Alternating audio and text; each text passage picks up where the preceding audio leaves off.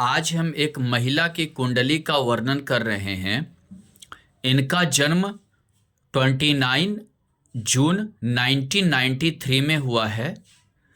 29 जून 1993 में 9:20 सुबह जमशेदपुर यानी जो झारखंड में है, जिसे टाटानगर भी कहते हैं, वहाँ हुआ है।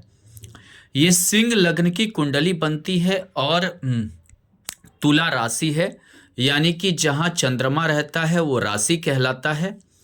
लग्न में मंगल स्थित है, यानी कि इन्हें थोड़ा चिड़चिड़ापन या गुस्सा भी आता होगा। जो बात ना माने उसके प्रति थोड़ा सा चिड़चिड़ापन भी रहता होगा।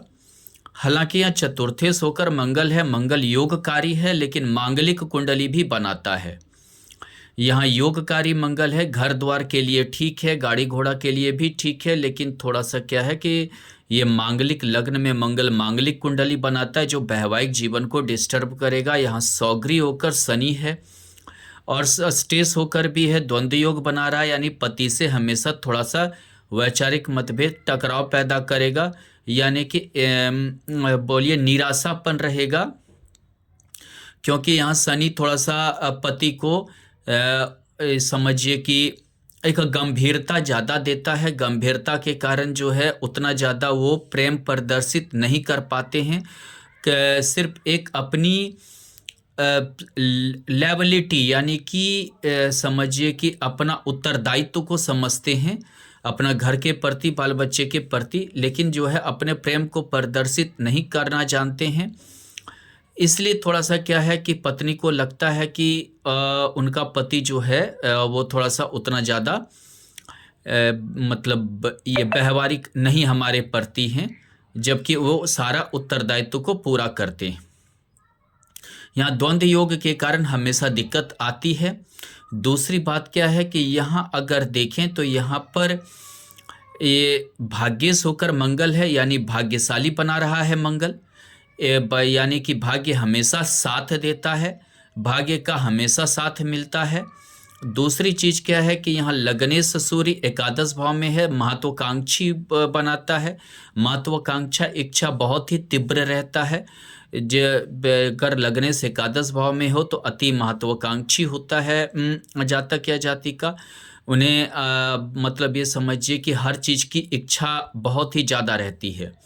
यहाँ अगर देखें तो यहाँ द्वितीय भाव और एकादशेश होकर बुध द्वादश भाव में है। थोड़ा सा परिवार के प्रति लापरवाही रहती है, खर्च के प्रति थोड़ा लापरवाही रहती है, परिवार के प्रति लापरवाही रहती है। आय यानी व्यय भाव में हो गया, यानी कि व्यय का ज़्यादा संभावना रहता है। बचत की क्षमता थोड़ा कम रहता है। हालांकि यहाँ बुध षष्ठ भाव पे दृष्टि है, तो दांत में, गले में, कंठ में, ये सब में थोड़ा सा दिक्कत आती है।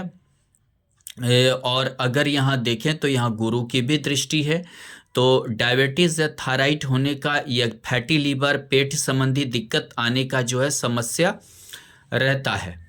अगर यहाँ देखें तो यहाँ पर मंगल की दृष्टि, चतुर्थ दृष्टि जो है मंगल की, वो यहाँ पर चतुर्थ भाव में सौगरी दृष्टि है, जो अंगारक योग बना रहा है राहु के साथ।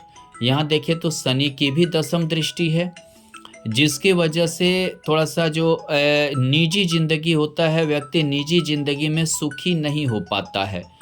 थोड़ा सा निजी जिंदगी में दिक्कत आती है। हमेशा थोड़ा सा जो अपना जो भौतिक सांसारिक सुख होता है उसमें जो है दिक्कत रहता है, यानी कि अपना भी संपत्ति, अपना भी कमाया हुआ धन का भौतिक या सांसारिक सुख उतना नहीं मिल पाता है जितना कि मिलना चाहिए। दूसरी चीज़ होता है कि यहाँ अगर देखें तो यहाँ पे 3 पाप ग्रह की दृष्टि है, जो थोड़ा सा शांति नहीं रहता है, निजी जिंदगी में काफ़ी खटास रहता है। और अगर देखें तो थोड़ा सा निजी जिंदगी में असंतोष, परेशानी भी रहती है। कुछ इनका अपना राय भी अंगारक योग के कारण घर के प्रति थोड़ा सा जो है दिक्कत पैदा करता है। ये थोड़ा सा कभी कभी आवेश बस कुछ गलत राय भी ले लेती हैं। हालांकि थोड़ा सा फ्यूचर लेके डरती भी हैं। शनि की दृष्टि राहु पर है तो थोड़ा सा फ्यूचर लेके भय भी प्राप्त होता है।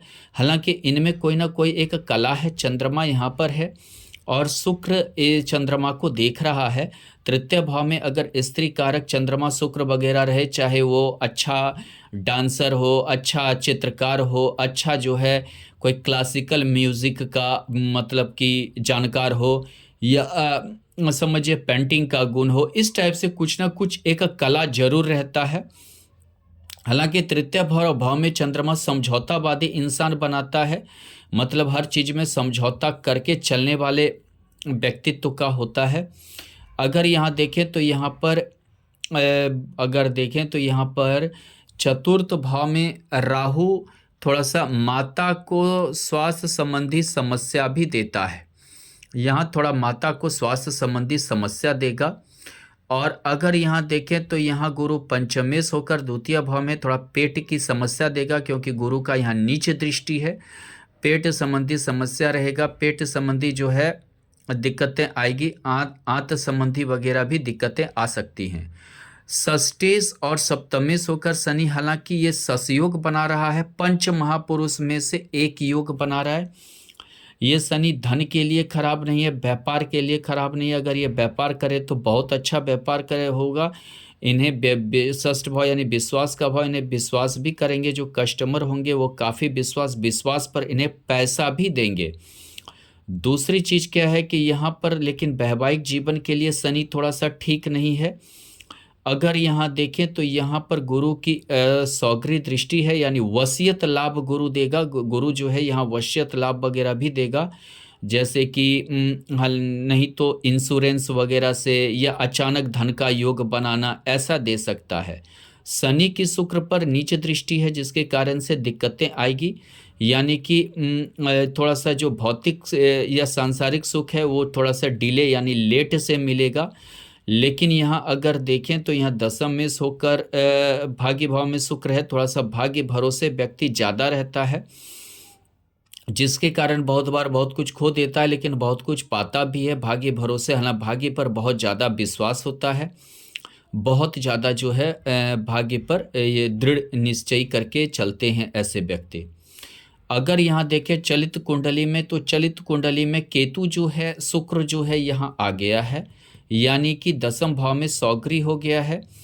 ये मालवीय योग भी बना रहा है, सौगरी शुक्र है, लेकिन शुक्र के साथ केतु है, जो भौतिक सुख सांसारिक सुख का भोग नहीं देगा, बाद में इच्छा भी खत्म कर देता है। भौतिक सांसारिक सुख भोगने की भी इच्छा को ये खत्म करता है। थोड़ा सा बुध यहाँ द्वादश भाव में लग्न कुंडली में भी है और यहाँ भी है, तो थोड़ा सा बोलना ज़्यादा, थोड़ा सा कोई भी चीज़ का एक्सप्लेन व्यक्ति ज़्यादा करते हैं। उन्हें लगता है कि आगे वाला मेरी बात को समझ रहा है कि नहीं समझ रहा है, इसके लिए वो बहुत ज़्यादा उस चीज़ को डिफाइन भी करते हैं।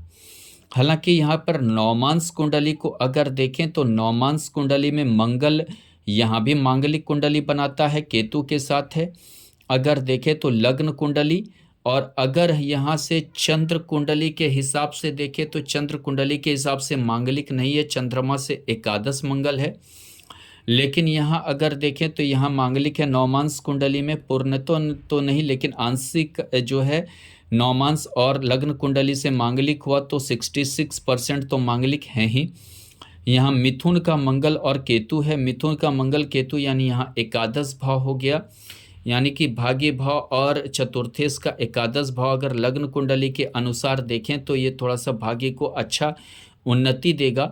हालांकि ये जो है एक चीज़ मैं भूल गया, ये संतान का योग, ये सूर्य जो है यहाँ दृष्टि डालकर संतान का योग भी बना रहा है। अब इनकी कुंडली में तो सूर्य जैसे पुरुष ग्रह है तो पुरुष संतान का योग को प्रबलता देता है, लेकिन इसके लिए संतान के लिए जो है पुरुष और स्त्री दोनों का कुंडली देखना चाहिए, हस्बैंड वाइफ दोनों का। जिसका प्रबल रहता है वो योग ज़्यादा मतलब कि हमें फल मिलता है। अगर यहाँ देखें तो यहाँ वृश्चिक का शनि है, शुक्र राहु एक साथ है, थोड़ा सा असंतोष, सुख के प्रति असंतोष पैदा करता है, यानी कितना भी भौतिक सांसारिक सुख मिल जाए उन्हें कम ही लगता है, उन्हें लगता है हमेशा कम ही महसूस होता है। हालांकि बुध यहाँ लग्न में है। हालांकि एक चीज़ है, हर चीज़ को बहुत ही सुव्यवस्थित रूप से रखने की या बात करने की अच्छा मतलब कि जो है समझिए कि योग बनाता है। यानी लग्न कुंडली के अनुसार यहाँ लग्न में बुध हो गया तो ये मतलब बातचीत करने का या और सबके लिए बहुत ही अच्छा मतलब कि व्यक्तित्व का बनाता है। या मेष का गुरु हो गया, यानी लग्न कुंडली के अनुसार भाग्य भाव हो गया, यानी कि ये गुरु समझिए कि जो है भाग्य को भी अच्छा करेगा, उच्च विद्या का योग भी बनाएगा, अच्छे विद्या का योग को भी प्रबलता देगा। यहाँ अगर देखें तो यहाँ पर चंद्रमा मकर का है, यानी कि षष्ठ भाव है, तो थोड़ा सा जो है पेशाब में इन्फेक्शन वगैरह होने के योग बनाएंगे। यहाँ पर चंद्रमा जैसे कि बाथरूम संबंधी इन्फेक्शन वगैरह के योग बनाएंगे, या फेफड़े में पानी होना, पीठ में पानी होना का मतलब इस टाइप के जो है योग को प्रबलता देता है, टीबी वगैरह टाइप का प्रबलता देने लगता है। यहाँ अगर देखें तो यहाँ पर जो है सूर्य कुंभ का सूर्य हो गया, यानी कि यहाँ है लग्न कुंडली के अनुसार ये सप्तम भाव हो गया, यानी कि विवाह तोड़वाने के बाद ही विवाह होता है। हो सकता है कि विवाह टूटता है या प्रेम संबंध टूटते हैं, यानी जिनसे प्रेम रहता है या जिनसे पहली बार विवाह वगैरह लगने के योग बनते हैं वो थोड़ा सा भंग हो जाते हैं, उसके बाद ही विवाह किसी और से होने की संभावना ज़्यादा रहती है, ऐसा हो सकता है। अगर यहाँ देखें तो यहाँ पर जो है अगर हम नक्षत्र के स्वामी पर आए तो यहाँ पर देखें तो यहाँ पर चंद्रमा जो है स्वाति नक्षत्र राहु के नक्षत्र का होकर है, यानी अगर चंद्रमा को देखें तो तृतीय भाव में चतुर्थ भाव में राहु है, यानी घर से दूर रहने के योग को बनाएगा, क्योंकि यहाँ चंद्रमा राहु के नक्षत्र में है और अपने नक्षत्र से ये जो है चंद्रमा द्वादश हो जाता है, तो घर से दूर रहने के योग को प्रबलता देगा। हमेशा घर से दूर ही रहेंगी, घर से दूर ही अपना घर या थोड़ा सा बनाने का योग बनेगा। हालांकि इससे स्थिरता और यात्रा के भी योग बनते हैं। सूर्य को देखें तो ये भी आंध्रा नक्षत्र राहु के नक्षत्र का है और एकादश भाव में यहाँ सूर्य स्थित है, लग्नेश होकर एकादश भाव में स्थित है। तो कभी कभी सूर्य अगर राहु के नक्षत्र में हो तो इज्जत माने चतुर्थ यानी षष्टाष्टक योग में है अपने नक्षत्र स्वामी से, तो इज्जत मान प्रतिष्ठा थोड़ा सा क्षय होता है। सूर्य ये इज्जत मान प्रतिष्ठा देता है, क्योंकि सूर्य जो है ग्रह का राजा है और राहु के नक्षत्र में होने से थोड़ा सा जो है चतुर्थ भाव में घर में इज्जत प्रतिष्ठा मान थोड़ा कम मिलता है। यानी कि थोड़ा सा दोषारोपण भी कह सकते हैं, बिना खामखा का भी दोषारोपण हो जाता है।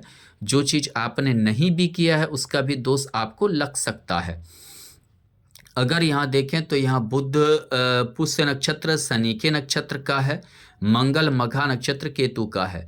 बुध को देखें तो ये शनि के नक्षत्र का है, शनि सौग्री है लेकिन षष्टाष्टक योग में है, तो थोड़ा सा पति से जो है ज़्यादा कभी कभी अनबन या मतलब ज़्यादा जो है समझिए कि बात विवाद हो जाना ऐसा हो सकता है।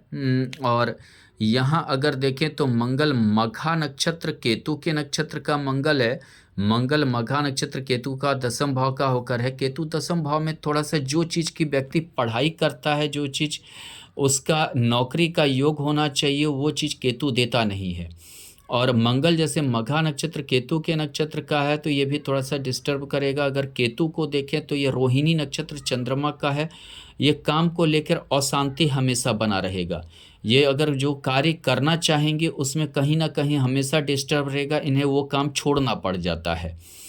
दूसरी चीज़ अगर यहाँ देखें तो यहाँ शनि की महादशा है, शनि की महादशा में शनि की अंतर्दशा गुजर चुकी है और शनि की अंतर्दशा तभी गोचर में शनि यहाँ था जब इनकी अंतर्दशा चल रही थी। तो यानी कि यहाँ हालांकि संघर्ष के तो दिया लेकिन संघर्ष के साथ थोड़ा सफलता भी दिया, थोड़ा अच्छा भी रहा, यानी कि इनमें जो है अच्छाई भी रही। यहाँ अभी शनि है, शनि की महादशा और बुध की अंतर्दशा 11/12/2024 तक चलेगी।